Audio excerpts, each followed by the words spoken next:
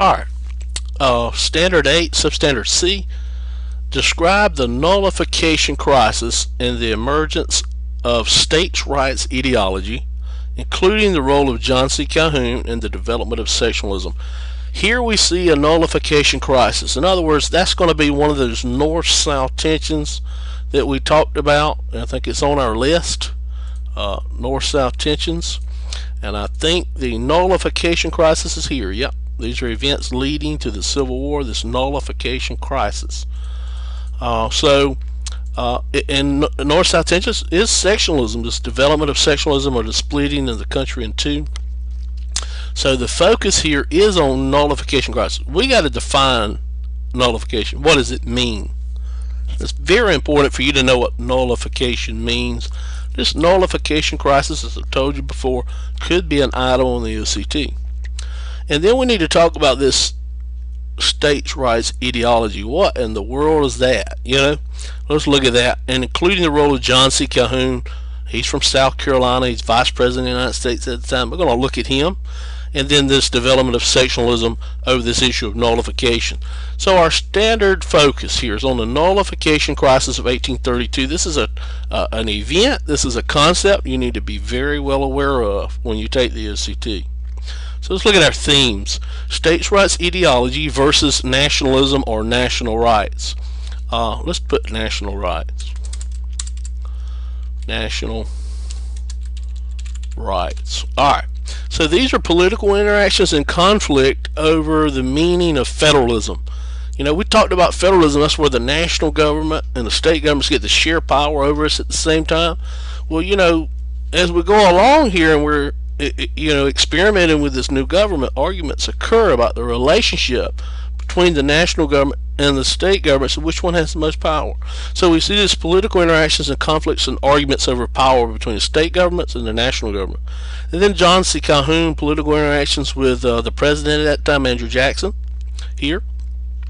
The force bill is going to be part of the conflict, sectionalism, and sectionalism and north-south conflict, north-south tensions, north-south divisions, and then the Tariff of 1832 and the Tariff of 1828 as well. That's going to be a conflict, and then eventually going to be a compromise. Alright, so what we're dealing here with overall is this issue of national rights versus states' rights, and how this argument contributes to sectionalism or north-south divisions and tensions, splitting of the country in two. So here we are right here, nullification crisis. Okay? Alright. So describe the nullification crisis. That's what we want to do first. Let's describe this nullification crisis and get that out of the way, and then we'll come back and look at states' rights ideology. We'll look at it a little bit now too. Alright, so what is the nullification crisis about? The crisis happened in 1828. First come about in 1828 when the United States government passed a tariff. And it's going to be one of the largest or highest, most expensive tariffs in U.S. history. And a tariff, if we define that, is basically a tax on imported goods. Imports coming into the United States. And these imports coming into the United States, there's a picture. If we bought things from these nations and they were taken to the United States on ships, those would be called imports. Goods coming from other nations to the United States. So these tariffs or taxes on these imported goods were traditionally used to raise government revenue. In other words, money for the government so they could build internal improvements like the Erie Canal or any of the roads, the Federal Road, or eventually railroads, and then eventually paved roads for vehicles. It's going to come later. So, but these tariffs or taxes are going to become used also to protect American industry. Manufacturing in the United States from European competition, so or competitors. So if we look at these taxes or these taxes on imported goods, these tariffs, and see how they're going to become very divisive. So we want to look at these tariffs or tax in 1828. One of the largest ones ever was passed. Now, what is a tariff? What do you mean by that? Let's look at an example.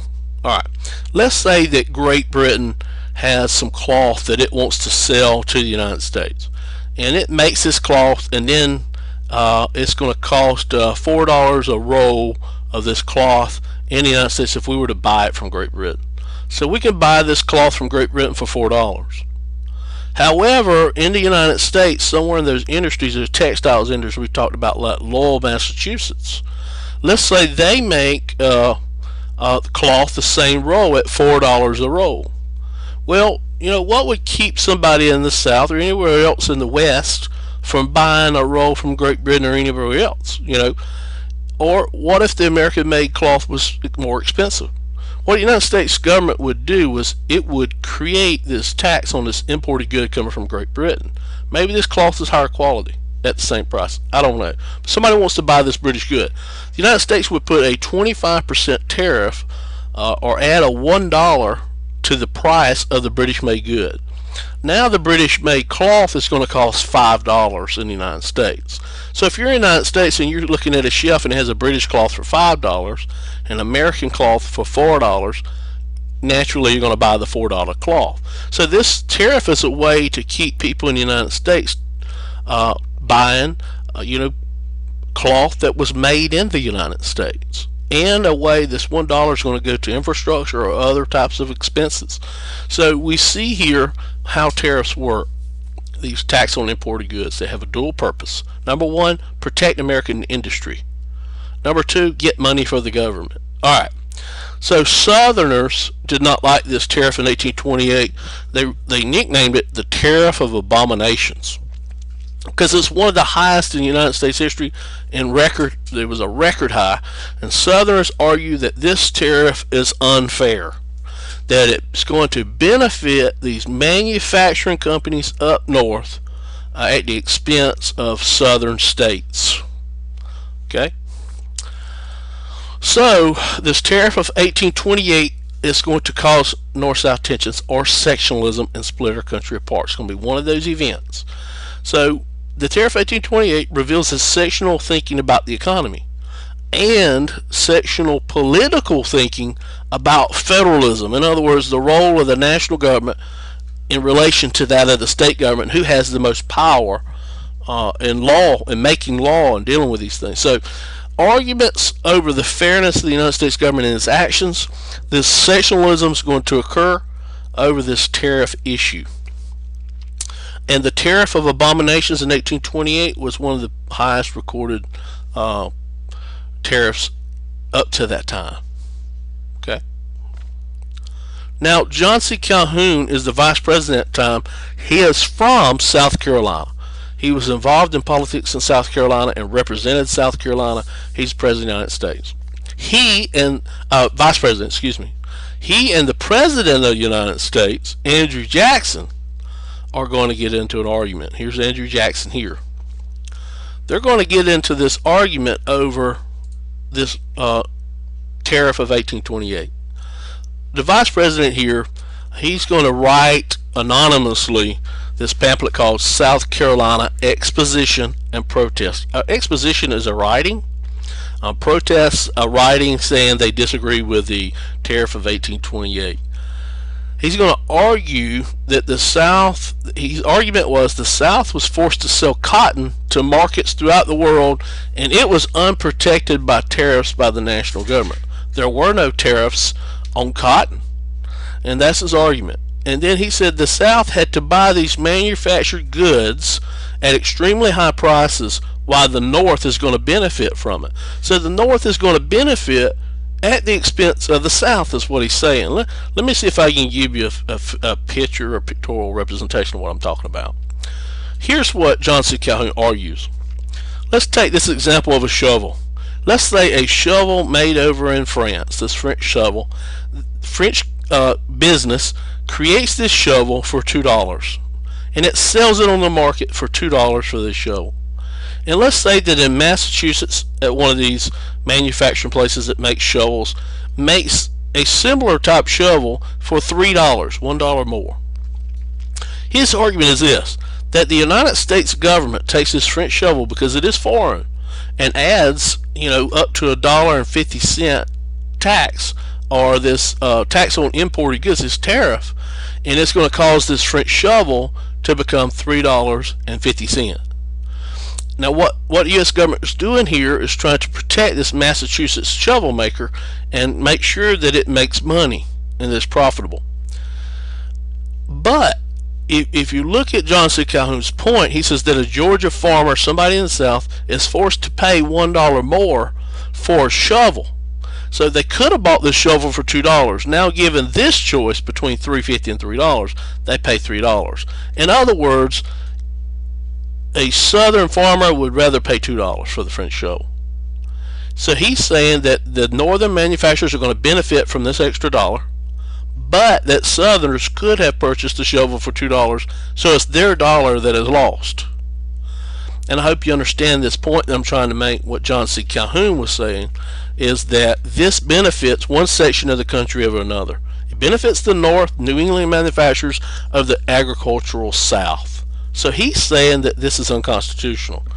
And in his South Carolina exposition and protest, he says that the Tariff of 1828 is unconstitutional because it favors one section of the nation or region of the United States over another, and it is unconstitutional. It favors the North, the northern region, the northern section, the manufacturing section, over the southern section, the agricultural section. So he says it's unconstitutional, and the state of South Carolina thinks it's unconstitutional. Then in his South Carolina exposition of protest, he argues the theory of nullification. Now, he says that the Union was a compact formed by the states. That's the compact theory, is that the states put the Union together, and it is the states that created the United States. And he says further that if a state perceived a federal law unconstitutional, then that state could nullify or cancel that particular federal law within its state's boundaries, within its state's borders. This argument that he's making is known as states' rights arguments. Now, this argument also goes to federalism. This is an argument over federalism, the practice of or implementation of federalism. Which government has the most power? He's arguing here that states have more power over this law within their boundaries, that they can nullify federal law. This is the states' rights argument. So we turn back here is describe this nullification crisis and the emergence of states' rights ideology. So we're looking at states' rights ideology, or this thinking about states' rights, and this role of John C. Calhoun, how he sets this out in his South Carolina exposition and protest. Now, we're talking about the emergence of it. He didn't come up with this idea. Okay, this idea was already implemented. We're going to talk about it in a few minutes. All right, let's look at nullification as a vocabulary word. What does it mean? This is extremely important. Okay, the definition is the idea or the ideology that states could refuse to enforce a federal law in its borders if it interpreted the law as unconstitutional. And to nullify, the word nullify means to cancel or to revoke. Okay, so the characteristics are when the state of South Carolina refuses to enforce the tariff bill, or cancels the law within its borders, or the law has no force in California, or we're not going to prosecute people who don't follow this law, or the South Carolina is not going to pay the tariff of 1828, these taxes on imported goods. We're not going to do it. Basically what they're saying here. This is nullification. Some examples we've already talked about before, you may have forgotten, were when John Adams was president and he signed into law Alien Sedition Acts that Thomas Jefferson and James Madison believed violated free speech and free press. That if you talked bad about the government or against it or interrupted it, you could be thrown in jail. Or if you're an alien, you could be deported back to your home country. And Thomas Jefferson and James Madison write the Virginia and Kentucky resolutions, and in it they argue this nullification theory for the first time. And the action was that the state of Virginia refused enforcement of the Alien and Sedition Acts, and the state of Kentucky refused to enforce the Alien and Sedition Acts. It really didn't become a conflict that caused great argument because by 1801 it had gone away. kind of went away. The law was never reenacted. So some non-examples of nullification are if South Carolina, or in this case Kentucky and Virginia, went ahead and enforced the law or carried out the law as it was made by the federal government. They done as they were instructed, or did what they were instructed to do by the federal government. They obediently did what they were told, as they were told. That were non-examples. So that's nullification. Alright, so what is states' rights ideology? What does that mean? Okay, and the definition of this means the idea that states have more rights and powers than the national government because the states created the national government. Characteristics of states' rights ideology. The states could declare national laws null and void if states considered those laws unconstitutional, and that's null and void within their own borders. Okay. States also could secede from the Union if they wanted to. They had a right to. This is states' rights ideology. And that states were really in ultimate control over slavery. Some examples of this we've already talked about were the Virginia and Kentucky resolutions, and now this nullification controversy in 1832 over the Tariff of 1828. So these are examples of states' rights ideology. Non-examples are national rights ideology or thinking. And in it, federal laws are the supreme law of the land. And no state can conflict with the federal law, and states had to enforce federal law. And that takes us to that definition. What does the national rights argument say? National rights ideology. The idea that states had to enforce the federal laws, that it was mandated in the supremacy clause of the U.S. Constitution. And we read that last time, the supremacy clause, that they had to follow federal laws. And the characteristics are, in this argument, they say only the Supreme Court can declare federal laws unconstitutional. And that's a part of federalism that was created in the United States Constitution. And in this argument, the states could not secede from the Union if they wanted to, and that Congress ultimately controlled slavery and the westward expansion of it, and the regulation of slavery.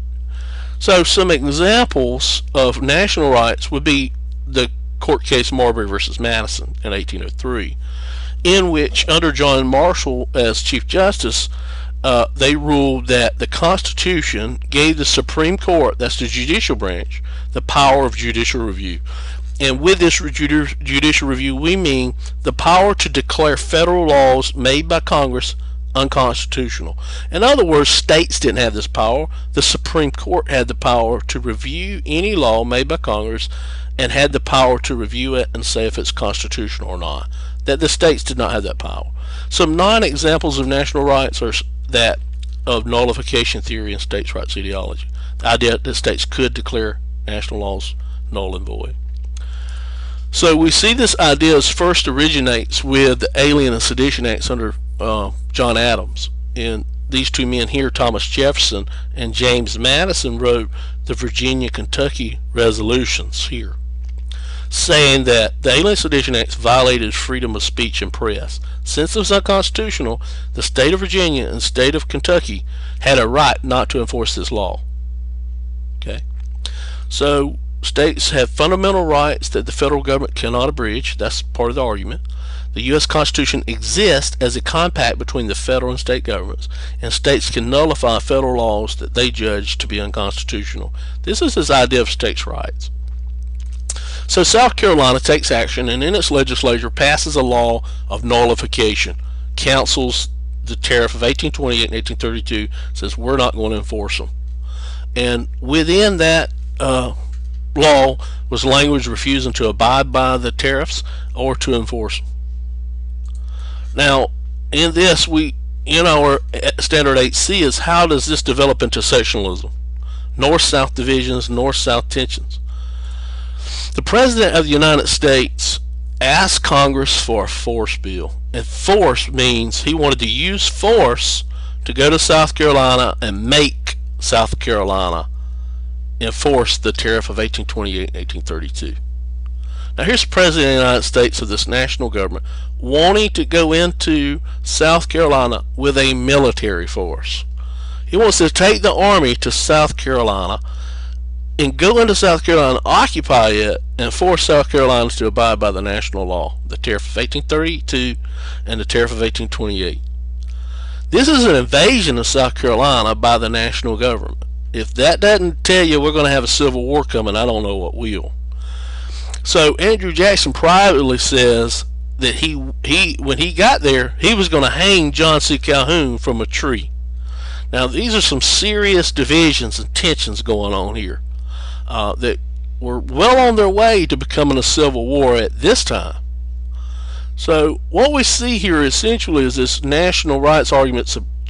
Andrew Jackson says he argued that states could not cancel federal law, could not nullify it, and he said that the supremacy law mandates that states enforce every federal law that's made by Congress, and that only the Supreme Court can declare law unconstitutional. This is a national rights, and he says it is my job as commander-in-chief, as president, to enforce the laws made by Congress, and that is exactly what I'm going to do. And that's the national rights argument part of that. So what we have here is this argument, national rights versus states' rights, between John C. Calhoun and Andrew Jackson, between the Vice President of the United States and the President of the United States. He eventually resigns, goes home, and writes the South Carolina Exposition Protest in this conflict. In steps the great pacificator, Henry Clay. He works out a compromise where they lower the tariffs lower than they are, and then South Carolina and Calhoun agree to follow by them, agree to enforce them, and then he settles this bitter dispute that's close to civil war, and he comes out as this compromiser, great compromiser, and he settles it, another dispute between the North and the South over these divisive issues. In the end, you could consider that national rights, the conflict ends with the national government overpowering the states. You could say that, and that'd be true. And it could be considered a national rights victory over states' rights ideology. You could say that too. But the issue is far from over. It's far from being settled. We're going to see more arguments over national rights versus states' rights. Alright, so have we met our objective? Have we described the nullification crisis? Yes. Have we talked about the emergence of states' rights ideology? And have we talked about the role of John C. Calhoun and this development of sectionalism? I think we have. Ask questions in class. Good luck on the test.